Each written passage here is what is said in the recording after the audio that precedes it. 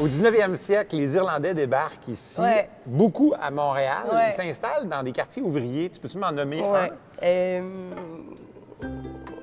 Ça va pas dans l'Est, il me semble, non, dans l'Ouest. Après, ici, dans Montréal, je sais pas, non, mais ça serait bien de me dire. Je pense que c'est Pointe-Saint-Jean. Oh, Pointe-Saint-Charles. Griffintown, peut-être?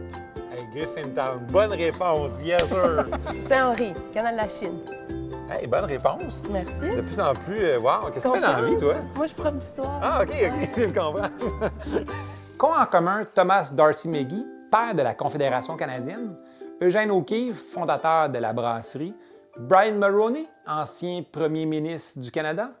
Ils ont tous des descendances irlandaises. Contrairement à d'autres communautés culturelles, on connaît le nom exact du premier Irlandais à s'établir ici, à Montréal. Il s'appelait Tag Cornelius O'Brien. Et vous savez quoi? Il est arrivé en Nouvelle-France avant 1661. Mais c'est surtout dans la première moitié du 19e siècle que les Irlandais s'installent de façon importante à Montréal. Plusieurs centaines de milliers d'Irlandais vont débarquer au pays entre 1815 et 1870. Plus particulièrement entre 1845 et 1850, quand la Grande Famine frappe l'Irlande. Au milieu du 19e siècle, le Québec va donc vivre un très grand bouleversement démographique. Cette année-là, c'est un peu plus de 98 000 personnes qui quittent l'Europe.